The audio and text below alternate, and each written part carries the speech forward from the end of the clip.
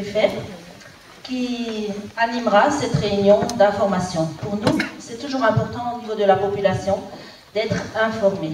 Et puis, cet exercice qui va avoir lieu le 14 novembre est important. Et aujourd'hui, cette réunion publique a été organisée pour que justement l'ensemble de la population et les personnes présentes puissent poser des questions. Et je crois que c'est important pour la vie du village. Déjà qu'on parle de Fessenheim sur tous les fronts, donc c'est important pour cet exercice que nous soyons au courant, que l'information passe, et la bonne information. Alors, je salue Monsieur le Préfet, et puis Monsieur le Préfet, je vous donne la parole pour saluer les autres intervenants. Merci beaucoup Madame le maire. Je voulais vous saluer, vous remercier de votre accueil.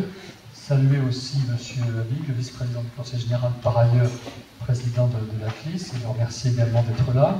Je vais vous présenter les intervenants qui sont à nos côtés à cette table. Monsieur Rosso, que vous connaissez bien, Thierry Rosso, qui est le directeur de la centrale de Fessenheim, directeur du CNPE. Monsieur Rémi Lafin, qui représente ici la Marne, la mission d'appui à la gestion du risque nucléaire. Il y aura l'occasion de nous dire plus précisément ce que fait la Marne. Monsieur Florian Kraft, qui est chef de la division de Strasbourg de l'autorité de sûreté nucléaire, autorité indépendante. Et monsieur Kraft aura également la parole pour vous préciser ce que fait l'ASN.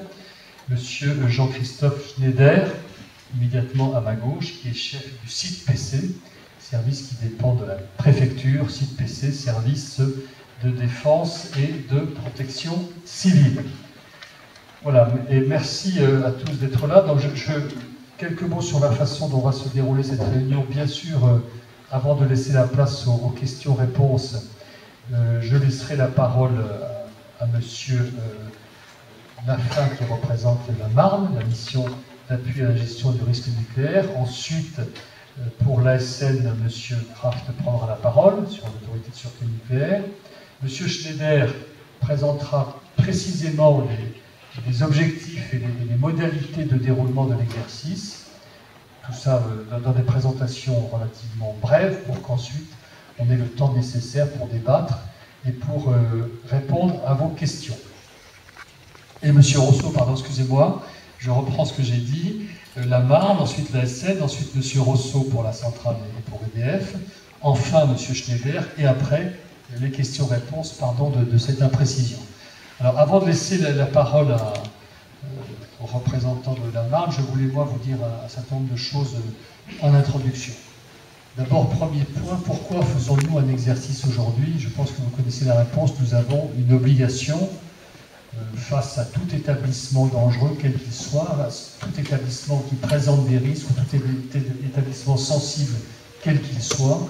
Nous avons un devoir de nous tester nous-mêmes, de faire régulièrement des exercices pour mesurer notre efficacité, aussi bien en termes d'information des populations que de mesures prises pour la protection de ces populations. Et au-delà de cette considération générale, nous avons, plus que cela, nous avons une obligation juridique, réglementaire, de faire des exercices. C'est un décret, précisément, un décret du 8 septembre 2003, qui rend obligatoire la planification d'exercices d'urgence nucléaire et radiologique. Et il est complété par une circulaire de décembre 2012 qui a fixé un calendrier national des exercices d'urgence nucléaire et radiologique pour 2013, pour cette année 2013. Je précise d'ailleurs, je fais une petite parenthèse très rapide pour rappeler que cette circulaire propose un certain nombre d'objectifs nationaux pour ces exercices, une liste d'objectifs nationaux. Bien sûr, cela n'impose pas que pour chaque exercice, on remplisse tous les objectifs. Le but pour tel ou tel exercice, c'est de choisir, de cibler sur tel ou tel objectif précis de l'exercice en question. J'y reviendrai. Donc, le décret du 8 septembre 2003, mais aussi un décret de septembre 2005 relatif à ce qu'on appelle les PPI, les plans particuliers d'intervention. Je vais revenir sur ce que sont les PPI, et c'est ce décret de 2005 qui rend obligatoire, à intervalles réguliers, les exercices de mise en œuvre des PPI à proximité des centrales nucléaires. Pour compléter mon propos, quelques mots sur l'organisation, notre organisation en cas de crise. il y a une organisation générale qu'on appelle, je pense que le terme est familier, l'organisation ORSEC. ORSEC, ça veut dire Organisation de la réponse de sécurité civile. Donc, de façon générale, tous nos dispositifs de crise, en cas d'incident, en cas de difficulté, c'est comment dire, organisé par le dispositif ORSEC général qui va fixer les principes généraux, ce que doit faire chaque acteur concerné en cas de crise. Des principes généraux, des modes d'action communs qui peuvent se décliner sur différents dispositifs ORSEC. Par exemple, il y a un dispositif ORSEC évacuation des populations qui concerne tout établissement quel qu'il soit, que ce soit un établissement nucléaire ou tout autre établissement à risque. Donc, de façon générale, nous avons le dispositif ORSEC qui va préciser quelles sont les différentes cellules de crise, où sont-elles situées, comment fait-on pour évacuer des populations, comment fait-on pour informer les populations. Et ce dispositif ORSEC général, je suis obligé de faire un peu ces points de vocabulaire, ce dispositif ORSEC général, il est complété par ce qu'on appelle des PPI, des plans particuliers d'intervention, des plans particuliers d'intervention qui sont placés sous l'autorité des préfets et qui vont être déclenchés, qui sont adaptés à la spécificité de chaque établissement, qui tiennent compte des caractéristiques propres et des risques propres à chaque établissement, qui sont déclenchés par le préfet sur le département concerné, qui sont déclenchés par le préfet et qui doivent être déclenchés dès lors que l'incident, par ses conséquences, dépasse les frontières de l'établissement, dépasse le cadre strict de l'établissement. C'est ça qu'on appelle des PPI, et c'est ce dispositif PPI, plan particulier d'intervention, qui doit aussi, dans le cadre d'ORSEC, être testé régulièrement. Et pour compléter la présentation, à côté des PPI, vous avez ce qu'on appelle les plans d'urgence interne, les PUI en matière nucléaire, PUI, et ces plans d'urgence interne, ce sont ceux qui sont menés, diligentés par le directeur de l'établissement lorsque l'incident commence au sein de l'établissement.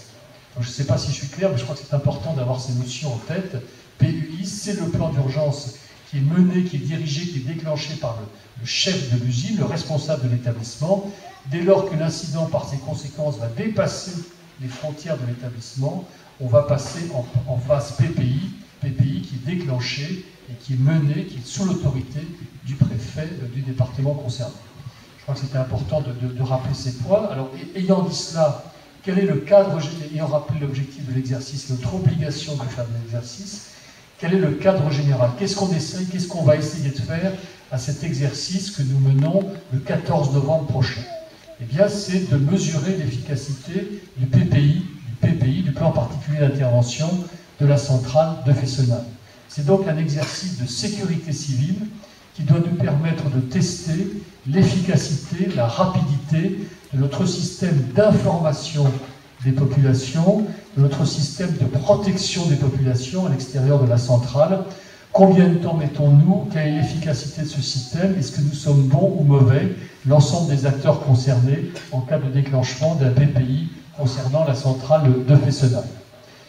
Situation donc, à ce jour, nous ne connaissons pas encore l'incident qui se situera effectivement à l'intérieur de la centrale de Fessenheim et qui déclenchera le PPI, le plan particulier d'intervention.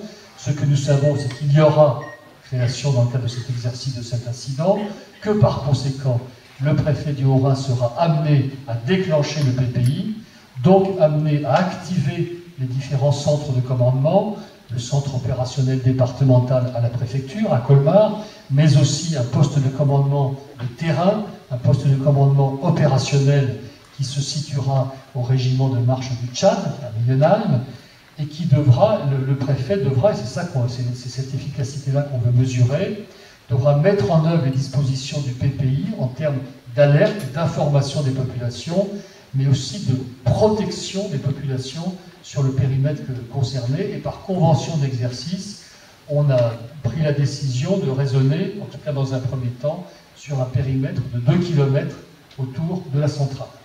J'insiste sur le fait qu'il ne s'agira pas seulement d'un exercice d'état-major, d'un exercice fictif. Par exemple, sur les questions de bouclage des routes, de bouclage des axes autour de la centrale, on projetera effectivement les gendarmes sur le terrain pour savoir en combien de temps ils sont capables de sécuriser des axes et de sécuriser les routes. même si pour des raisons, pour ne pas perturber la vie quotidienne des habitants, on ne bloquera pas effectivement les routes. Mais on enverra les gendarmes sur le terrain pour savoir en combien de temps ils sont présents sur les carrefours. C'est un exemple que je prends. Autre exemple pour vous montrer que ce ne sera pas simplement un exercice de cadre, comme on dit dans l'armée, ce ne sera pas simplement un exercice d'état-major.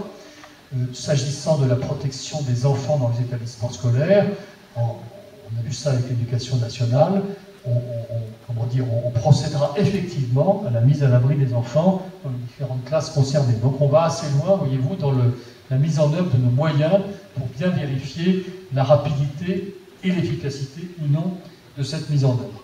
Ayant dit tout cela, quels sont au fond dans ce cadre général PPI les grands objectifs que nous fixons pour cet exercice du 14 novembre prochain?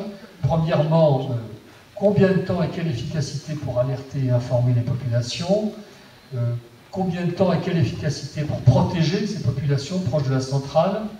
Combien de temps pour activer les plans communaux de sauvegarde, c'est-à-dire les plans que les maires des communes concernées doivent activer en cas d'incident? Combien de temps, je le disais, pour boucler les axes autour du périmètre concerné?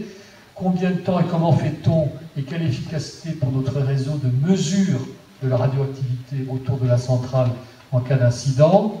Et également, nous voulons travailler sur l'efficacité de la mise en place de nos liaisons internationales, puisque un incident dans la région frontalière, dans le département frontalier qui est le nôtre, un incident survenant dans un établissement comme la centrale de Fessenheim implique aussi les personnes, les populations, pour dire comme ça, qui vivent de l'autre côté du Rhin. Donc il y a un aspect cohérence, rapidité de nos liaisons internationales que nous voulons aussi tester dans le cadre de cet exercice.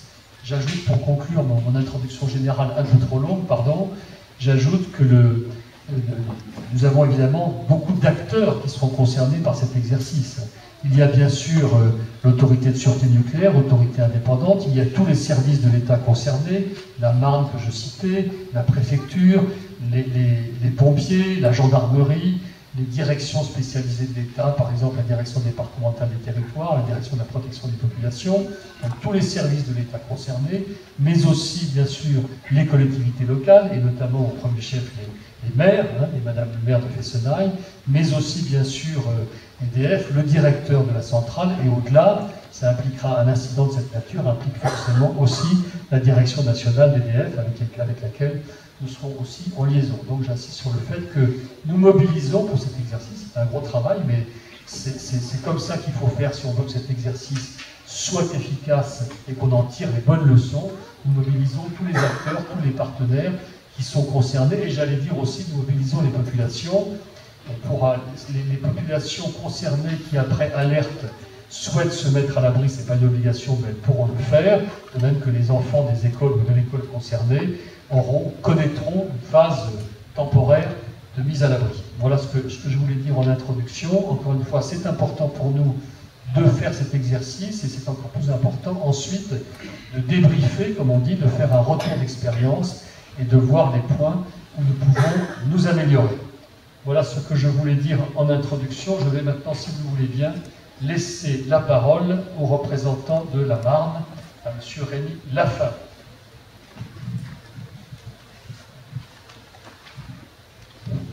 Oui, bonsoir à toutes et merci de votre présence ce soir. Un exercice nucléaire, ça a notamment pour objet de faire de la pédagogie. Et donc sur ce premier transparent que vous avez sous les yeux, juste pour vous présenter très simplement l'organisation du ministère de l'Intérieur, avec 3 directions générales que vous connaissez bien, et globalement que j'appellerai les bleus, les blancs et les rouges. Donc la DGGN, la Gendarmerie nationale, les blancs, la DGPN, la Police nationale, et puis la DGSCGC, qui est une direction, c'est un peu plus compliqué, tout ça pour dire donc la Direction Générale de la Sécurité Civile et de la Gestion des Crises. Voilà, et en dessous donc de la DGSCGC se trouve la MAR, la mission d'appui au risque nucléaire. Alors, le ministère de l'Intérieur a bien entendu tout un ensemble de missions, et je soulignerai bien entendu celle qui nous intéresse ce soir, c'est de protéger la population contre les risques ou fléaux de toute nature. Et puis bien entendu, donc la DGSCGC a la responsabilité de la gestion des risques en France. Et donc au sein de cette direction générale se trouve donc la Marne qui a pour responsabilité d'améliorer le dispositif global de gestion des crises, et notamment donc en harmonisant l'ensemble des plans. Il faut savoir qu'il existe environ 8000 plans de secours en France. Et puis, en dehors du temps normal, en cas de crise, la Marne a la responsabilité de se situer en appui des préfectures. Voilà, alors je reviendrai peut-être pas trop sur le contexte, puisque Monsieur le Préfet a bien indiqué qu'effectivement, les exercices de crise sont une obligation réglementaire fixée par décret, et qu'il y a effectivement un certain nombre d'objectifs qui sont fixés annuellement, avec le SGDSN, l'ASN, l'Autorité de sûreté et de défense, et puis la DGSCGC. Donc, dans les objectifs que l'on retrouve, les objectifs généraux, il y a bien entendu d'entraîner les personnes qui sont concernées par le risque nucléaire, notamment les acteurs, les élus et les populations. Et puis, bien entendu, tout à l'heure j'ai parlé de pédagogie, c'est aussi donc de faire évoluer le comportement sécuritaire de la population. Alors, en 2013, chaque année, on fait évoluer les objectifs spécifiques de l'année. Donc, il y a notamment un point important cette année qu'on a souhaité travailler, c'est de tester les différents niveaux d'organisation, c'est-à-dire le niveau national, zonal, départemental et communal, sachant que le niveau zonal est un niveau qui est encore relativement peu exercé au cours des exercices. Au cours de cet exercice, le plan zonal jouera, entre guillemets, puis j'aime pas non plus le mot jouer. Tester la prise en charge de la population, réaliser des actions réelles de protection des populations, mais je reste très général puisque ce sera précisé ultérieurement, et puis donc des actions de protection des populations à l'extérieur des périmètres PPI. Ça, c'est simplement pour vous dire qu'effectivement depuis juillet 2011, la France s'est dotée de 130 millions de comprimés d'iode et qu'on a créé donc en 2011 un plan PPI iode qui permet d'assurer une distribution d'iode à l'ensemble de la population si cela était nécessaire. Donc ça n'est pas l'objet de cet exercice-là, mais ça a été joué dans d'autres exercices en 2013. Voilà, et bien entendu, dans les décisions de protection de la population en cas d'exercice, les principales mesures qui peuvent être prises, c'est effectivement la mise à l'abri et à l'écoute, donc c'est ce dont on vous parlera à propos des écoles, la prise éventuelle de comprimés d'iode et l'évacuation. Sachant que l'objectif d'un exercice, bien entendu, ça n'est pas de tester l'ensemble des objectifs, puisque les objectifs que je vous ai montrés se répartissent sur les 10 exercices environ de l'année 2013. Voilà, je reste très bref. Merci beaucoup, Monsieur Kraft, pour l'autorité de sûreté nucléaire. Oui, merci Monsieur le Préfet. Donc je souhaitais profiter de cette réunion, puisque un des rôles de l'ASN, c'est d'informer les publics sur le risque nucléaire, sur les risques de la radioactivité. Donc plutôt que de présenter le rôle de l'ASN, il sera très simple sur cet exercice. Donc c'est en gros regarder ce que fait l'exploitant, ce que fait EDF, et deuxième chose, conseiller les pouvoirs publics sur les mesures de protection des populations à prendre. Mais comme aujourd'hui on a à peu près tous les publics représentés, tous les âges, si on a bien entendu tout à l'heure, je voulais simplement revenir un petit peu sur ce qu'est la radioactivité et sur la raison pour laquelle on joue cet exercice et la raison pour laquelle il y a des PPI et la raison pour laquelle il y a un danger lié à la radioactivité. Vous avez une exposition ici qui vous le retrace également, l'exposition Gaforus qui est plutôt bien faite, mais donc simplement quelques slides pour revenir sur ce qu'est la radioactivité. Donc tout d'abord, qu'est-ce que c'est? C'est un phénomène physique où en fait des noyaux d'atomes se désintègrent. Donc voilà le phénomène physique et ça dégage de l'énergie. Donc c'est ça dont on parle, c'est ça la radioactivité. Et on la mesure en nombre de transformations par unité de temps, en l'occurrence désintégration par seconde, c'est-à-dire les becquerels. Donc ça a été trouvé par Henri Becquerel et donc il a laissé son nom dans une des unités de mesure qui est utilisée pour la radioactivité. Donc un becquerel, c'est une désintégration par seconde. Alors on parle en général plutôt de mégabecquerels, ça veut dire qu'il y a des millions de désintégrations par seconde. Et vous avez les ordres de grandeur. Donc vous voyez par exemple dans l'eau de pluie, dans 1 litre d'eau de pluie, vous avez environ une désintégration par seconde. Et vous en avez beaucoup plus dans le corps humain. Donc chacun d'entre vous a quelques kilobecquerels, donc des désintégrations par seconde qui se produisent, qu'ils mangent, qu'ils dorment ou quoi qu'ils fassent. Et ensuite vous avez le radium, qui est connu. Alors là évidemment on n'a pas du tout les mêmes grandeurs, on a des gigabecquerels. Donc les gigabecquerels, donc on parle de milliards, et donc ça veut dire qu'on a 37 milliards de désintégrations par gramme, par seconde. Donc là évidemment ce sont des quantités importantes.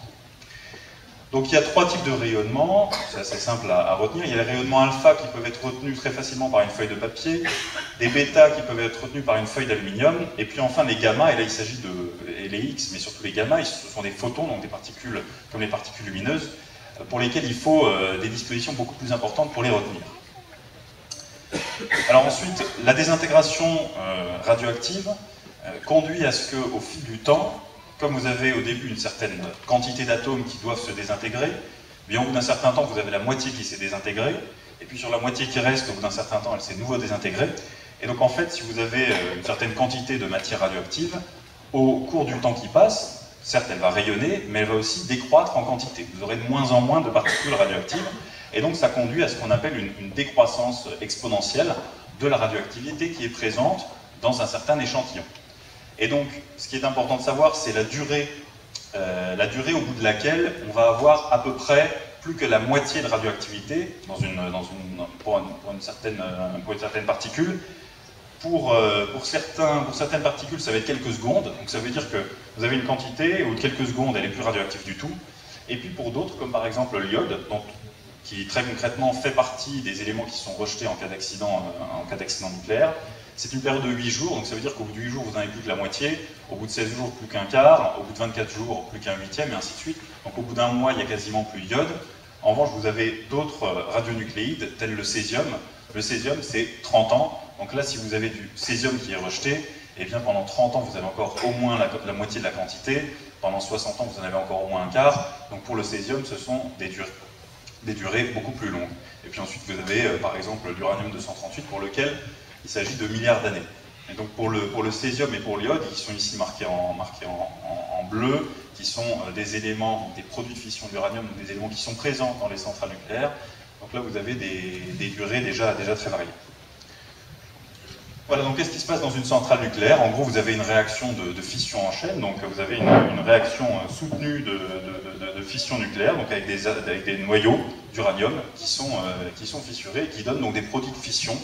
Et l'iode ou le césium dont on a parlé, ce sont des produits de fission, c'est-à-dire que ce sont des produits qui résultent de la fission nucléaire, c'est-à-dire que vous avez des noyaux d'uranium que vous coupez en deux, et vous avez des produits de fission qui en résultent, dont l'iode par exemple, le césium, le strontium et autres. Donc le schéma de fonctionnement, retenez simplement qu'il y a 3 circuits, l'un dans lequel il y a la fission nucléaire, l'un dans lequel on a les générateurs de vapeur et en gros la turbine, et puis un 3e circuit qui sert à refroidir tout ça. Voilà, et puis donc cette radioactivité dont on a parlé, on a parlé des risques et de comment on peut la définir, mais elle est utilisée dans beaucoup d'endroits. Par exemple, le radiodiagnostic, toutes les radios relativement simples qu'on fait, on utilise des rayons X. Pourquoi est-ce qu'on utilise des rayons X? Vous avez vu tout à l'heure sur les schémas que je vous ai montrés qu'il faut, pour les rayons X ou gamma, il faut des murs de béton pour les retenir. Pourquoi? Parce que votre corps, notamment, ne les retient pas. Donc, votre corps, il empêche par exemple la lumière de le traverser, c'est-à-dire si vous avez une lampe devant vous, derrière vous, il va y avoir une ombre, mais les rayons X ou gamma, ils traversent votre corps. Et donc ça c'est très utile par exemple au radiodiagnostic parce que selon la matière qu'ils rencontrent, selon que ce soit des os, selon que ce soit des muscles, ainsi de suite, ils ne vont pas le traverser de la même manière. Donc si vous vouliez faire une radio avec une lampe que vous achetez chez Ikea, vous ne verriez rien de l'autre côté. En revanche avec des rayons X, vous avez l'avantage que ça traverse. Et donc c'est ça ce qui permet le radiodiagnostic. Vous avez la médecine nucléaire, donc là c'est un petit peu plus complexe. Ce qu'on fait c'est qu'on vous injecte des radionucléides et ensuite on regarde où ils vont. Donc c'est pas aussi simple que la radio, mais dans le principe, c'est en gros, on vous injecte des radionucléides, et puis ensuite, on a une caméra pour regarder là où ils sont allés, et ça permet d'avoir des meilleures images encore que les radios classiques que vous connaissez, de chez le dentiste, ou de genoux, ou quoi que ce soit. Et puis vous avez quelque chose d'encore plus puissant, si j'ose dire, c'est la radiothérapie, où là, pour le coup, on se sert d'accélérateurs de particules pour tuer de manière ciblée des cellules cancéreuses. Donc là, on se sert de l'effet de la radioactivité qui peut tuer des cellules en visant une tumeur. Et donc vous avez la radiothérapie qui est aujourd'hui un des moyens de traitement les plus courants pour l'oncologie, donc pour le traitement des cancers. Donc voilà où sert la radioactivité. Et puis vous en avez encore dans beaucoup d'autres secteurs. Ça sert à faire des mesures d'épaisseur dans l'industrie. Nous, on contrôle par exemple des industriels de tout type, notamment des brasseries qui font des mesures de niveau dans des cuves. Tout ça, ça utilise des sources radioactives. Jauge de niveau de débit. Ça sert dans énormément de secteurs dont on l'ignore en fait, hein, quand on n'est pas dans le milieu. Voilà, et donc ce qu'il faut retenir par rapport à la simulation d'un accident, ou au déroulement d'un accident, vous allez avoir plusieurs modes on va dire, d'attaque de la radioactivité envers vous. Donc la première chose, c'est le panache, c'est-à-dire que vous avez, imaginons qu'on perd le confinement des matières radioactives, et donc vous avez ce qu'on appelle communément un nuage radioactif. Ce sont des particules qui sont rejetées et qui vont passer sur un territoire. Et donc là, vous avez déjà le panache qui va passer au-dessus de personnes, par exemple des particules d'iode, donc qui vont émettre de la radioactivité, si j'ose dire, et qui vont du coup toucher les personnes. C'est la raison pour laquelle une des premières mesures de protection des populations, c'est la mise à l'abri. Pourquoi la mise à l'abri? Eh bien là, bien évidemment, vous imaginez que si le nuage il passe au-dessus de votre maison, comme on disait que les murs, les gros murs en béton, ça freine le gamma et l'alpha, ça freine d'ailleurs tous les rayonnements, eh bien vous imaginez bien que si le nuage passe et qu'à ce moment-là vous êtes dans votre maison, eh bien, vous êtes beaucoup moins touché que si vous êtes dehors. Ensuite, ça c'est la première irradiation, c'est qui va arriver relativement vite. Et ensuite, il y a l'irradiation par le dépôt. Donc l'irradiation par le dépôt, ce sont des particules qui ont été émises par une installation nucléaire, qui se sont posées par terre, soit parce qu'il a plu, soit parce que le mouvement de vent les a posées là. Et puis ces particules donc, qui sont sur le sol, il y a encore une partie de particules radioactives, et donc celles-ci vont également irradier. Donc ça c'est le deuxième mode d'irradiation. Vous avez d'abord le nuage, et puis ensuite vous avez tout ce qu'il y a au sol. Et aujourd'hui, quand vous voyez le Japon par exemple, au Japon autour de Fukushima, vous n'avez plus de nuages radioactifs, mais vous avez de la radioactivité qui s'est déposée, et donc c'est la raison pour laquelle il y a certaines zones qu'il ne faut pas approcher. Voilà, donc ça c'était les deux premières choses. Et la troisième, c'est l'inhalation ou l'ingestion.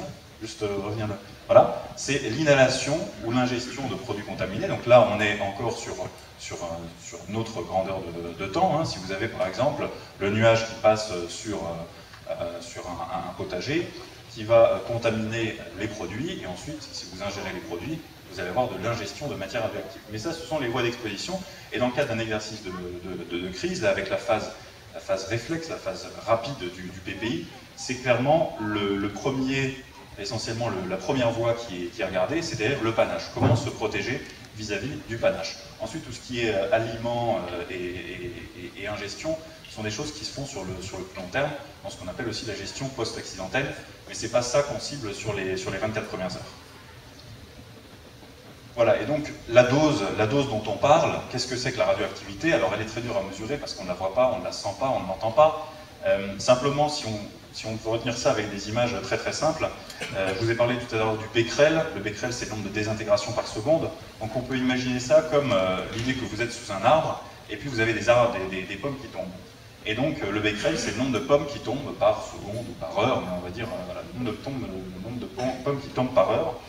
Et ensuite, vous avez la question, je vous ai parlé tout à l'heure des types d'irradiation entre le alpha, le bêta, le gamma ou X. Et donc, selon que la pomme est plus ou moins grosse, on pourrait dire que c'est différents types d'irradiation. Donc là, ce qu'on regarde, c'est du coup l'énergie cédée. C'est-à-dire la pomme, si c'est une petite pomme qui tombe sur votre tête, ça vous fait pas mal. Si c'est une grosse pomme, ça fait davantage mal. Donc c'est la même chose par rapport au rayonnement alpha, bêta et X gamma. Et puis ensuite, la troisième chose, et c'est ça dont on se sert pour mesurer finalement la radioactivité, ce dont vous allez toujours entendre parler, c'est des sieverts, ou des mini-sieverts. Et là, ce qu'on regarde, c'est le dégât qui est causé par la pomme. Parce que quand vous prenez une grosse pomme, selon qu'elle tombe sur votre pied, ou selon qu'elle tombe sur votre tête, ou selon qu'elle tombe sur une main, elle ne va pas avoir le même effet. Donc les chiffres que vous voyez de manière générale, ce sont justement Les sieverts, pourquoi? Parce qu'ils permettent de mesurer l'effet sur le corps. Et donc lorsqu'on parle de mesures de protection des populations, que ce soit l'évacuation ou la mise à l'abri, ce sont des mesures qui doivent être prises en fonction du nombre de sieverts qu'aurait la population. Donc il y a un arrêté de 2009 qui fixe les valeurs. Donc en gros, à partir de 10 millisieverts, il faut mettre à l'abri. À partir de 50 millisieverts, là aussi, à partir d'un effet théorique sur le corps de 50 millisieverts, il faut évacuer. Et ensuite, il y a les prises d'iode, mais qui sont, elles, pour protéger un organe particulier qui est la thyroïde. Voilà donc sur la dose. Et donc les effets biologiques théoriquement de la radioactivité, lesquels sont-ils? On peut avoir une altération de l'ADN. Et donc sur une cellule irradiée, il y a trois possibilités. Soit vous avez un effet nul, c'est-à-dire que la cellule se répare, s'auto-répare suite à l'irradiation, soit elle est détruite. Donc typiquement c'est ce qu'on cherche à faire en radiothérapie. Les cellules cancéreuses, on souhaite qu'elles soient détruites. Comme elles sont plus faibles que les cellules en bonne santé, justement, ça marche. C'est-à-dire qu'on peut irradier des cellules et ne pas tuer tout ce qui est autour. Et puis, on peut avoir un effet tardif. Donc, c'est une cellule mutée. Donc, c'est la troisième possibilité de réaction d'une cellule par rapport à l'irradiation. Voilà. Donc, simplement terminer sur ce bilan, donc, qui date de 2010 de l'IRSN, mais qui ne change pas trop d'une année à l'autre. C'est-à-dire que vous voyez, je vous parlais tout à l'heure de millisieverts. Donc, tous les ans, vous avez une dose d'environ 3,7 millisieverts où vous soyez. Donc selon les régions, il peut y avoir des différences. Il y a des endroits sur la planète où les gens ont une moyenne de 20 millisieverts par an, parce que ça dépend de pas mal de propriétés géographiques de là où vous êtes. Mais donc globalement, ce qu'il faut retenir, c'est que le médical, ce dont je vous ai parlé tout à l'heure, les radios, la radiothérapie, eh bien en moyenne, ça fait environ un tiers de cette dose qui est reçue. Donc c'est la dose qui vous est administrée de manière volontaire pour faire de l'imagerie ou du traitement médical. Vous avez un deuxième tiers qui est du radon, c'est-à-dire le radon, en fait, c'est une particule radioactive naturelle qu'on trouve dans certaines roches et qui dépend fortement de l'endroit où on est. Donc il y en a beaucoup, par exemple, en Bretagne. Donc ça, c'est un deuxième tiers. Et puis ensuite, vous avez un troisième tiers où il y a diverses choses. Les rayonnements telluriques sont les rayonnements qui viennent du centre de la Terre. Les rayonnements cosmiques, c'est ceux qui viennent de l'espace, comme le mot l'indique, du Soleil notamment. L'eau et les aliments, mais ça c'est la radioactivité naturelle, comme je vous montrais tout à l'heure. Et puis enfin, dans autres, vous avez 0,03, donc c'est effectivement peu. Donc c'est globalement le rejet des installations et les retombées des essais atmosphériques, notamment les actions de l'homme hors médical. Donc voilà, je pense, voilà, je ne reviens pas trop sur l'autorité de sûreté nucléaire et ses missions. Donc c'est une autorité administrative indépendante qui a pour rôle de réglementer l'utilisation de l'énergie nucléaire dans le civil, autoriser le cas échéant à des exploitants d'exploiter une installation, contrôler ce qui se fait, donc ça c'est ce qu'on fait avec environ une trentaine d'inspections tous les ans par exemple sur le site de Fessenheim, informer les publics, comme on l'a fait à l'instant, mais comme on le fait aussi via notre site internet asn.fr, et puis enfin un rôle dans le cadre des situations d'urgence, donc être conseil au pouvoir public pour protéger les populations face aux rayonnements ionisants. Voilà, je vous remercie de votre attention. Merci beaucoup. Donc ça veut bien dire qu'en cas d'incident, mais spécifiquement dans le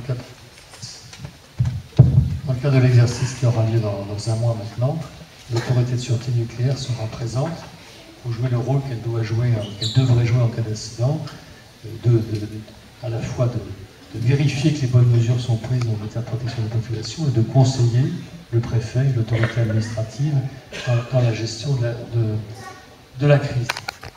Je vais laisser la parole à M. Rousseau, le directeur du centre, de la centrale, et puis ensuite on vous donnera quelques précisions sur les objectifs de l'exercice. Allez-y, M. le directeur.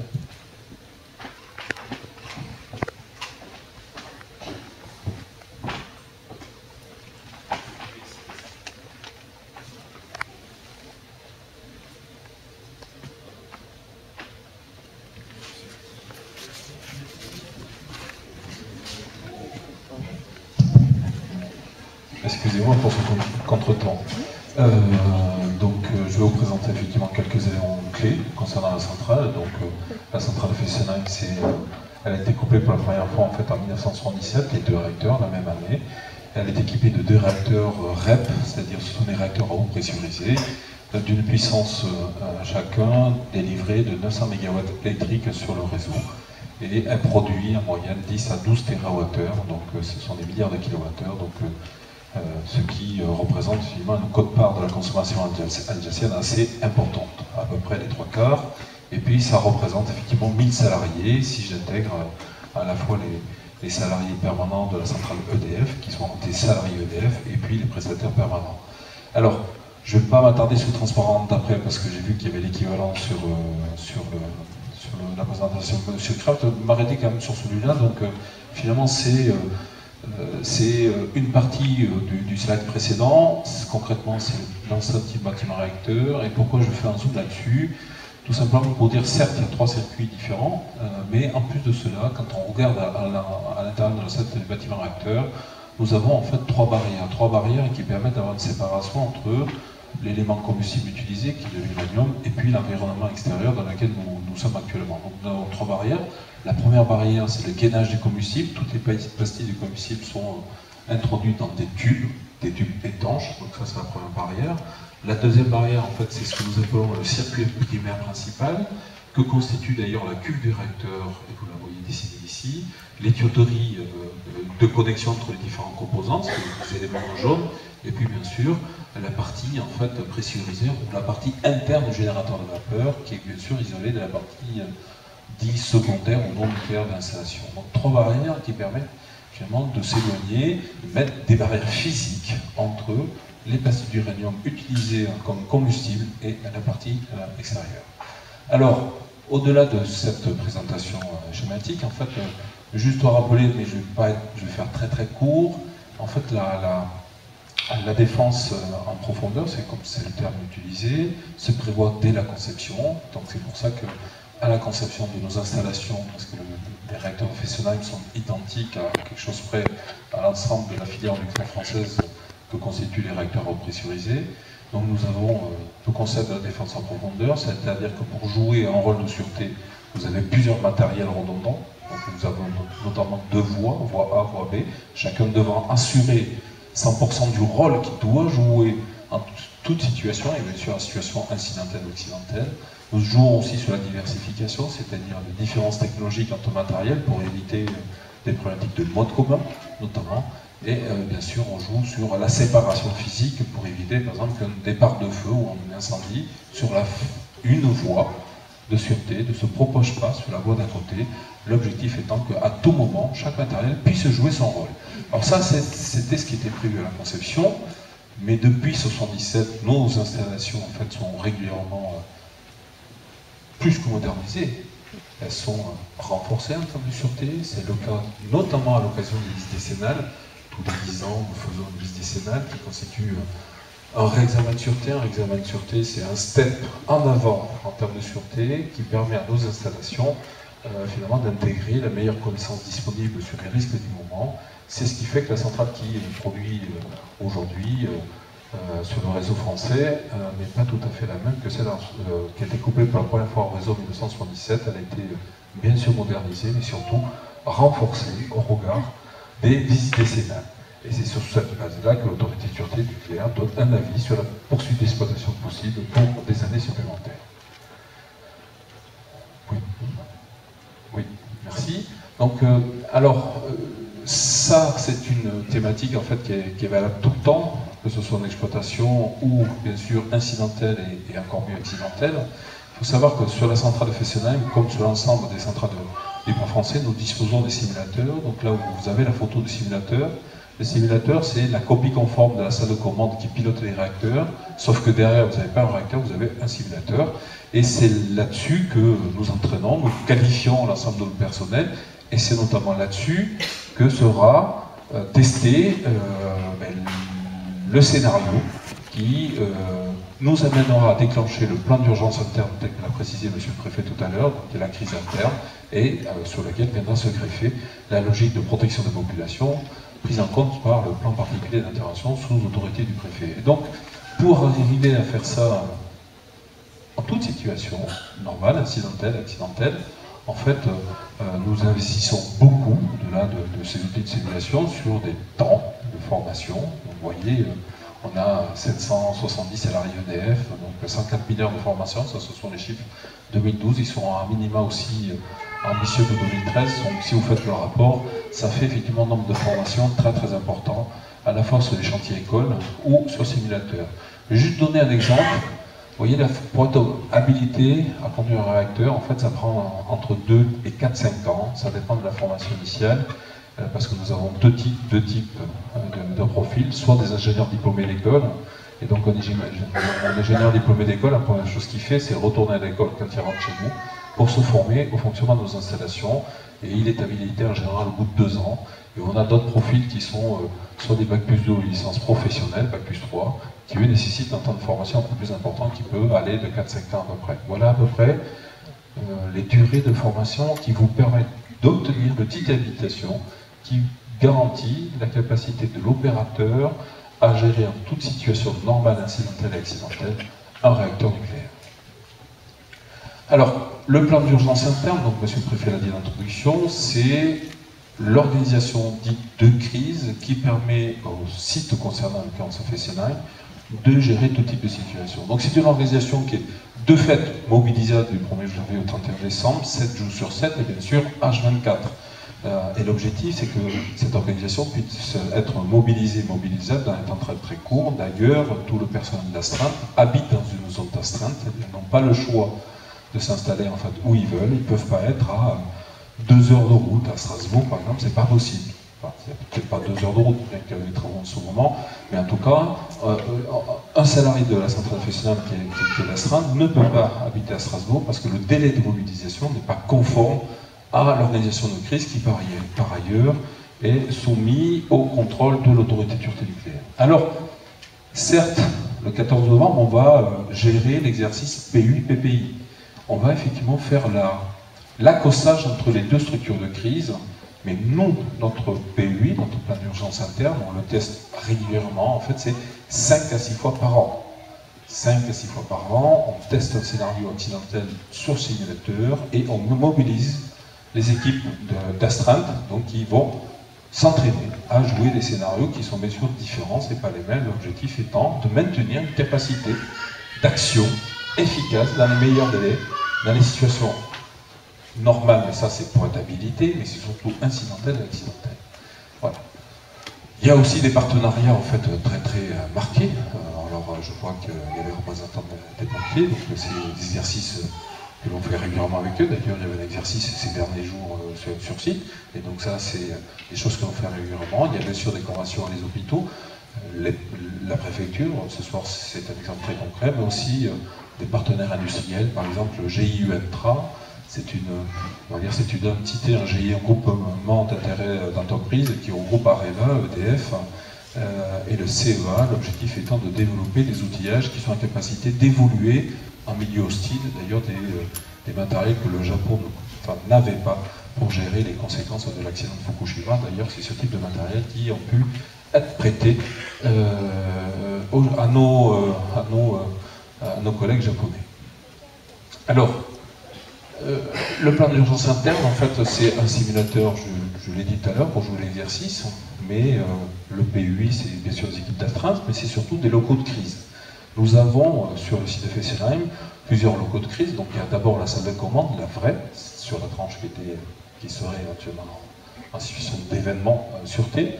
Il y a à proximité, en fait, une équipe d'experts, donc en général, ce sont des gens qui ont été directement opérationnels sur la conduite des réacteurs, des ingénieurs conduite ou des chefs d'exploitation, donc il y a une connaissance du domaine du fonctionnement incidentel et accidentel de nos réacteurs. Il y a tout un bâtiment de crise, donc gérer la crise localement, c'est ce que nous appelons le BDS, le bâtiment ou le bloc de sécurité, dans lequel là il va y avoir le poste de commandement direction, mais aussi d'autres postes de commandement, par exemple tout ce qui est moyen, parce qu'à un moment donné il faudra être en capacité de déployer des moyens mobiles sur les installations, un poste de surveillance de l'environnement et bien sûr permettant un poste de coordination avec l'ensemble des différents PC, y compris avec les autorités ou les parties prenantes que sont l'autorité de sûreté nucléaire en situation de crise, la préfecture et l'organisation nationale de crise.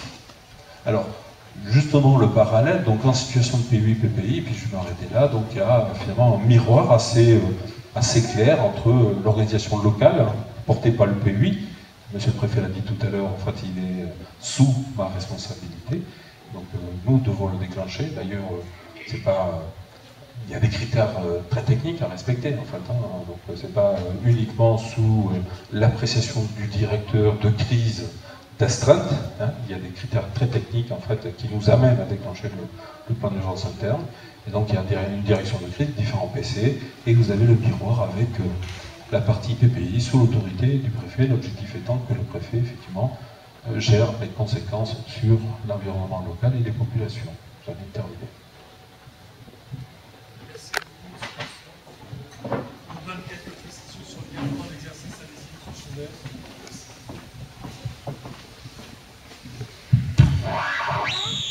Voilà, je vais me mettre également debout pour ne pas prendre le risque d'être en décalage avec le support de présentation. Je vais donc vous parler des objectifs de l'exercice qui sera donc mis en œuvre le 14 novembre prochain. Beaucoup de choses ont déjà été dites là par les intervenants, donc je vais me contenter de compléter un certain nombre de points. Je vais passer très vite, notamment sur la première partie. On va quand même commencer par le tout début. Le cadre légal et réglementaire, ça a été dit, je n'y reviens pas. Juste une précision par rapport au fait que c'est un exercice national. En fait, ça implique deux choses. Ça veut dire que comme c'est un exercice national, le scénario est préparé au niveau national par l'Institut de radioprotection et sûreté nucléaire en l'occurrence, donc les acteurs locaux. Et nous-mêmes qui préparons l'exercice, nous n'avons pas connaissance de ce scénario. Par contre, nous en connaissons les objectifs. Deuxième implication du fait qu'il s'agisse d'un exercice national, M. Rousseau l'a dit, ça conduit et ça conduira donc dans le cadre de l'exercice du 14 novembre à déployer également l'organisation de gestion de crise au niveau national, notamment au niveau d'EDF, mais également des services de l'ASN ou de l'IRSN précédemment évoqués. Voilà. Donc vous avez compris, il s'agit à la fois d'un exercice national, mais qui s'inscrit également dans une programmation départementale. On continue, je reviendrai là-dessus tout à l'heure. Objectifs généraux, je passe aussi très vite. Vous l'avez compris, monsieur le préfet l'a rappelé, à chaque exercice de sécurité civile, on teste à la fois des dispositions spécifiques, plan particulier d'intervention du CNP de Fessenheim en l'occurrence, on teste également de manière systématique le plan RSEC de manière générale, donc ce sera évidemment le cas dans le cadre de l'exercice. Juste un exemple sur lequel je ne reviendrai pas ensuite, l'alerte des services. Donc, pour n'importe quel événement qui se produit et qui est susceptible d'avoir des conséquences en termes de sécurité civile sur les populations, le préfet organise donc un certain nombre de structures dans les indicateurs de réussite. Enfin, nous sommes tenus d'alerter les services dans les délais les plus réduits. Donc le 14 novembre, nous aurons également pour objectif de mettre en œuvre et d'alerter les services au plus vite, avec des procédures automatisées que je n'ai pas le temps de développer davantage ce soir. Alors, donc, objectif également de tester une planification particulière, le PPI du CNP de Fessenheim. Je n'y reviens pas, sachez juste que la dernière version de ce plan a été arrêtée le 12 novembre de l'année dernière. Donc, sur l'objectif de ce plan, ça a été aussi évoqué, vous l'avez compris, le préfet du département a la responsabilité de protéger les populations, mais également les biens et l'environnement en cas de survenance d'un accident sur un site sensible. Donc c'est le rôle de ce document. Les communes concernées par les périmètres du PPI, donc ça, petit rappel qui n'est pas inutile. Donc le PPI du CNP de Fessenheim détermine 3 périmètres. Un périmètre de 2 km, qu'on appelle également périmètre réflexe, j'y reviendrai dans un instant, qui intègre la commune de Fessenheim, et 2 autres niveaux de planification sur un périmètre de 5 km, 3 communes supplémentaires et périmètre de 10 km, avec donc un total de 15 communes qui sont intégrées dans ce travail de planification réalisé par le préfet dans le cadre de ce PPI. Je n'y reviens pas, sur le PUI, ça a été largement développé précédemment. Organisation du commandement, je vais passer très vite, mais c'est néanmoins important parce que ce sera un objectif de l'exercice. À chaque activation du mode RSEC et de ses dispositions spécifiques, il implique pour le préfet de déployer une certaine organisation. C'est le centre opérationnel départemental qui sera installé en préfecture. Donc c'est là que se noue la gestion de crise, la stratégie qui est définie. Et puis, pour la mise en œuvre d'actions plus concrètes, nous avons un poste de commandement opérationnel. Donc c'est une organisation très classique qui est mise en œuvre à chaque fois. Et donc, par rapport à ce qui concerne le CNP de Fessenheim, de manière prédéfinie, c'est le poste de commandement opérationnel du régiment de marche du Tchad à Meyenheim qui sera activé. Et juste un mot, donc on s'appuiera, ça a été dit aussi monsieur Lafin, sur des structures nationales et zonales. Donc voilà, bon là je ne vais pas développer, c'est assez technique. Sachez juste que, donc ça c'est une photo du COD pour illustrer une des salles, la salle de gestion de crise de la préfecture si vous voulez. Nous avons également pour objectif justement d'activer en temps réel ces structures. Donc parmi les indicateurs de réussite de l'exercice, on verra en combien de temps on est en capacité de mobiliser à la fois le COD, mais également le PCO. Donc ça, c'est des choses qu'on mesure très classiquement.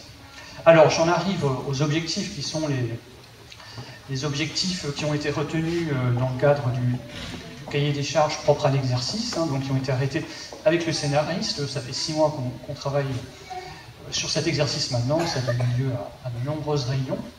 Alors, premier objectif, c'est évidemment l'alerte et l'information des populations. Donc 2 choses, alerte, qui dit alerte, dit capacité de se mobiliser rapidement, l'alerte, et puis l'information, par contre, qui suit l'alerte, être en capacité de donner un certain nombre d'informations en continu et de qualité à l'attention des populations. Donc c'est un des objectifs de l'exercice. Donc de quelle manière? On commence par l'alerte. Sur l'alerte, vous le savez, je pense, pour la plupart d'entre vous, nous allons jouer, ça a été dit, l'exercice en mode réflexe. Ça veut dire que vont être mises en œuvre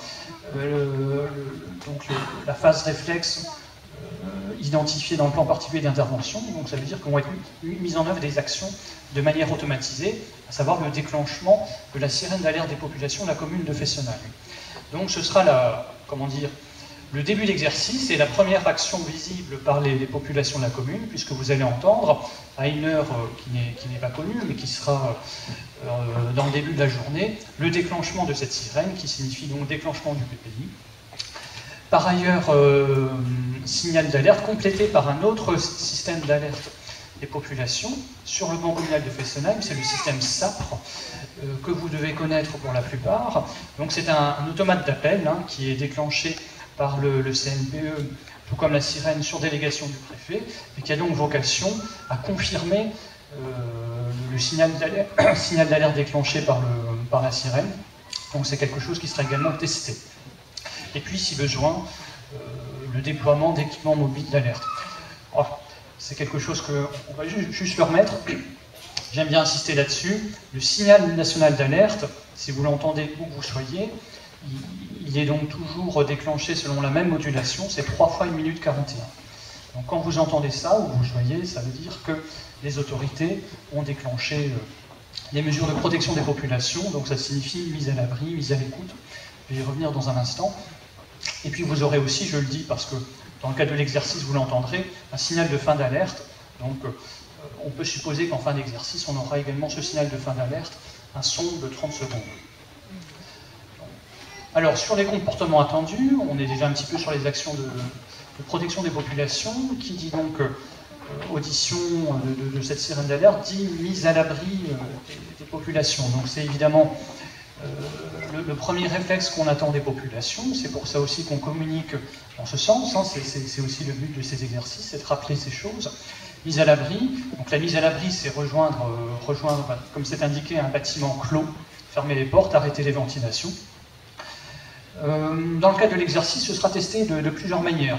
Alors déjà, tout simplement par les habitants, je veux dire, s'ils le souhaitent, quand vous allez entendre pour les habitants de la commune de Fessenheim le son de la sirène d'alerte, eh bien, vous pouvez, si vous le souhaitez, décider de gagner un bâtiment en dur, ou au moins de vous poser la question, tiens, je suis en voiture, ou je suis en train de marcher dans la rue, qu'est-ce que je ferai dans la réalité? Voilà.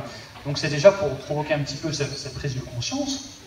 Et puis par ailleurs, très concrètement, sont prévus un certain nombre d'actions, notamment donc avec les services de l'éducation nationale qui vont jouer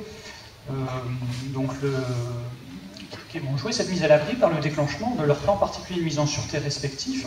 Donc nous aurons le collège de Fessenheim ainsi que les l'école primaire et l'école élémentaire qui vont jouer leur PPMS dès lors qu'aura été déclenchée la sirène d'alerte de la population. Je précise néanmoins que, par convention d'exercice, et afin de ne pas perturber la vie scolaire, il y aura une fin d'exercice pour les établissements scolaires à 11h30. Donc l'exercice se poursuivra évidemment, mais pour les établissements scolaires, on arrête à 11h30 de manière à permettre aux élèves, aux enfants de quitter leur établissement ou de retrouver leurs parents. Par ailleurs, donc le magasin Super U sur la commune de Fessenheim joue également l'exercice en fermant ses portes pendant un court instant et en diffusant également un message d'information dans le magasin via un haut-parleur. Qui dit mise à l'abri dit mise à l'écoute, donc très classiquement, le préfet s'appuie en cas d'activation des dispositions hors SEC sur les médias conventionnés. Donc vous envoyez la liste pour le département du Haut-Rhin. Donc ces médias conventionnés doivent relayer des consignes comportementales appliquées par les populations. Pour l'exercice, on aura, donc ça c'est une première, un jeu de France 3 Alsace qui diffusera un bandeau à 3 reprises en cours d'exercice, donc annonçant la tenue de l'exercice en cours. Donc c'est quelque chose qu'on teste pour la première fois, techniquement, et donc c'est un point d'amélioration là également. Dans ce qui participe de la sensibilisation de la population, il y a également cette brochure que vous devez connaître en principe. Donc nous avons, via les maires, procédé à une nouvelle distribution. Donc vous avez dû l'avoir dans vos boîtes aux lettres, ou alors vous l'aurez de nouveau prochainement. Donc nous avons profité de l'exercice pour procéder à cette nouvelle diffusion de brochure. Vous y trouverez les consignes comportementales à appliquer que je viens de vous exposer. Donc c'est un document à conserver précieusement évidemment. Alors, autre élément qui participe de l'information des populations sera activé dans le cadre de cet exercice qu'on appelle une cellule d'information du public avec un numéro unique de crise. Ce que nous avons souhaité, alors c'est des choses que nous testons de manière assez régulière, nous avons souhaité, la faire solliciter par des habitants de la commune de Fessenheim. Donc je sais que Madame le maire a déjà organisé une sorte d'appel à volontaires, donc que je complète encore, puisque je crois qu'il y a encore de la place. Donc n'hésitez pas à vous inscrire auprès de Madame le maire de Fessenheim pour participer. Donc au sein de la mairie, à l'appel de cette cellule d'information du public. Donc, pour les habitants qui le souhaitent, vous pourrez solliciter la cellule d'information du public via des postes téléphoniques qui seront installés en mairie, afin de poser des questions sur le déroulement d'exercice par rapport aux scénarios qui seront en cours. Autre action de protection de la population en complément de la mise à l'abri, mise à l'écoute que je viens d'évoquer. La prise de comprimés d'iode, j'y reviens pas parce que ça a été bien développé, notamment par la SN. Donc dans le cadre de l'exercice, c'est une mesure qui potentiellement pourra être prise par le préfet. De même que l'évacuation. Donc l'évacuation, ce qu'il y a de certain, c'est que ça ne fait pas partie des objectifs qui seront testés, enfin des actions qui seront testées réellement sur le terrain. Par contre, on a demandé aux scénaristes, l'IRSN, de nous amener, nous, au niveau des cellules de gestion de crise, à travailler de manière anticipée sur cette évacuation des populations. Donc ce sera le cas en cours d'exercice. Donc ce sera, un travail d'état-major sur des territoires que nous ne connaissons pas encore, mais dans ce cadre-là, on sera amené au niveau des pouvoirs publics à demander à un certain nombre de communes d'activer leur plan commun de sauvegarde et de réfléchir à la préparation de cette évacuation en liaison avec donc les pouvoirs publics en préfecture. Donc c'est un objectif important de l'exercice, donc je ne développe pas pour le reste. Autre objectif que nous avons arrêté donc, dans le cadre de ce cahier des charges, c'est de tester les plans communaux de sauvegarde. Donc ça, il s'agit de documents relevant de la responsabilité des maires. Donc c'était un objectif fort qui a été affiché, et notamment la bonne articulation entre les pouvoirs publics installés en préfecture et puis les différentes cellules communales de crise qui seront activées dans le cadre de l'exercice. Donc on a vraiment un objectif d'assurer toute la durée de l'exercice une bonne qualité de relation dans la transmission d'informations et la prise de décision conjointe d'ailleurs entre les différentes autorités pour ce qui relève de leurs compétences respectives. La mise en place d'un plan de bouclage, ça a été dit, donc là aussi ça fait partie des actions de protection de la population, donc vous l'avez compris, il y aura un déploiement donc, sur le périmètre de 2 km, ça on le sait déjà, puisqu'on a demandé à jouer le périmètre, enfin le plan dans le cadre de son mode réflexe, donc par définition c'est sur le périmètre des 2 km. Donc les gendarmes vont tenir les 6 points de bouclage préidentifiés, donc ça ne vous empêchera pas de circuler, par contre ils seront visibles donc, aux différents endroits que vous voyez matérialisés. Autre objectif, bon, je ne vais pas développer, c'est un objectif technique important, hein, dans le cadre des décisions qui seront prises par le préfet, notamment en ce qui concerne la protection des populations. Je ne développe pas, sachez juste que visuellement, ça vous amènera à voir déployer sur le terrain peut-être des équipes du SDIS et de l'IRSN, donc en tenue de protection, puisqu'ils interviendront pour faire des mesures potentiellement sous un panache radioactif imaginé dans le cadre du scénario d'exercice. Les liaisons internationales, donc autre objectif extrêmement important s'il en est, parce que, bon voilà, monsieur le préfet l'a rappelé, nous sommes sur un territoire particulier, hein, 3 pays, donc nous avons effectivement également pour ambition, que ce soit dans le cadre de l'alerte et ensuite de l'information pendant toute la durée de l'exercice, d'entretenir un dialogue nourri et constant avec à la fois les services du Regierungspräsidium de Freiburg, qui activeront une cellule de suivi par rapport à l'exercice, et également avec la Centrale nationale d'alarme de Zurich et la police cantonale de Bâle. Voilà, donc ça a été dit, mais c'est évidemment important. Chaque exercice donne lieu à un retour d'expérience. Hein, donc celui qui sera organisé en novembre, donc le retour d'expérience sera organisé en janvier 2014, donc il sera restitué aussi vis-à-vis du public dans le cadre de différentes instances, la CLIS, mais également à la presse. Et puis évidemment, et ça aussi très classiquement, ce rétexte donnera lieu à une mise à jour du document existant, comme on le fait à chaque fois, pour tenir compte des points d'amélioration qui auront été dégagés. En conclusion, je le rappelle, donc vous l'avez compris, l'exercice permettra de tester différentes planifications relevant de la compétence de différents acteurs, les services de l'État, les communes, l'exploitant à travers son pays. Et puis, je le rappelle souvent,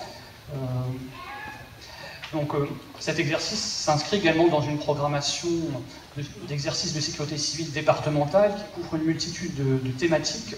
Donc à chaque fois, j'espère aussi que c'est quelque chose que, à travers mon propos, vous aurez bien compris, nous activons un certain nombre de dispositions de l'Orsec qui nous permettent, en fait, de mettre en œuvre un certain nombre de modes de fonctionnement qu'on retrouve pour chaque type de crise.